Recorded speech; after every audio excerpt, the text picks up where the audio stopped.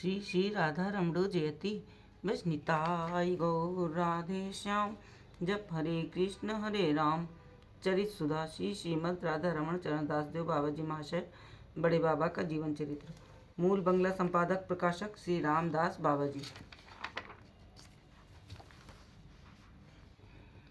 कुठी घाट में सबकी इच्छा हुई कि कुछ दिन वहाँ वास किया जाए, इसलिए बाबा जी महाशय से स्वीकृत लेकर एक मकान किराए पर ले लिया गया।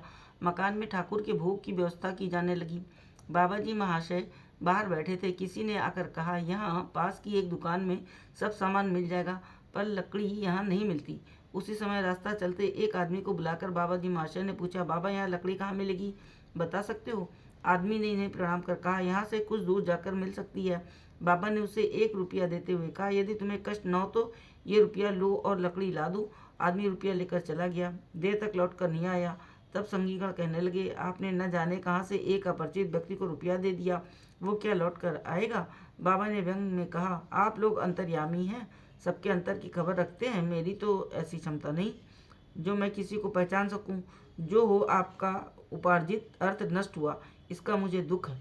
उसी समय वो आदमी एक और आदमी को साथ लेकर आ गया। दोनों के सिर पर लकड़ी का एक एक गट्ठर था। लकड़ियां नीचे रख कर आदमी बोला, आने में कुछ विलम्ब हुआ, इसलिए क्षमा करें। बाबा ने कहा, कोई बात नहीं, जैसी निताई चांद की इच्छा। और उसे कुछ अर्थ देना चाहा, पर उसने कहा, मेरा सौभाग्य जो आपकी कुछ सेवा कर सका। पैसा देकर दास को लज्जित ना करें। इतना कहे वो दंडवत प्रणाम कर चला गया। तब बाबा जी महाशय ने साथियों से कहा, क्यों भविष्य वेत्ता अंतर्यामी प्रभुपाद गण लकड़ियां आ गईं? भगवत राज्य में इतनी संकीर्ण बुद्धि लेकर रहने से काम चला है? अच्छा बताओ, तुम लोगों के प्रथम साक्षात के समय अपरिचित और अविश्वसनीय जानकर तुम्हें परित्याग कर गया होता, तब क्या तुम ऐसे अद्वितीय विश्वास के पात्र बन सकते थे? और विचार कर देखो, जो रुपया उसे दिया गया वो क्या मेरी या तुम्हारी उपार्जित संपत्ति थी? तुम इतने लोग एक साथ रह रहे हो, तुम्हारे निर्वाह के लिए जब जिस वस्तु की आवश्यकता होती है, परम दयाल निताई चांद जुटा देते हैं।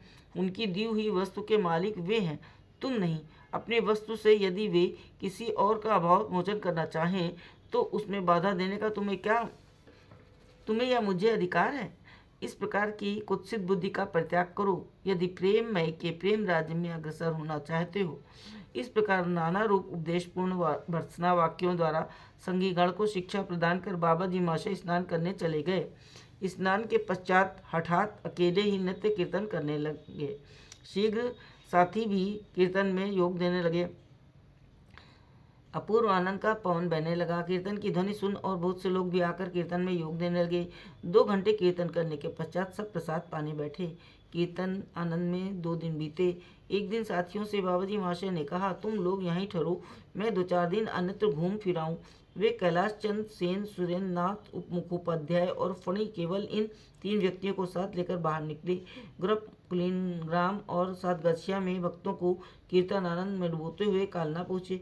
कालना में नाम ब्रह्म के मंदिर में एक रात रुककर विष्णुदास बाबा जी से नाना रूप इष्ट गोष्ठी करने के पश्चात फिर सातगछिया लौटे। सातगछिया से नौका से नवद्वीप की यात्रा की। जय जय श्री राधे, जय बड़े बाबा की।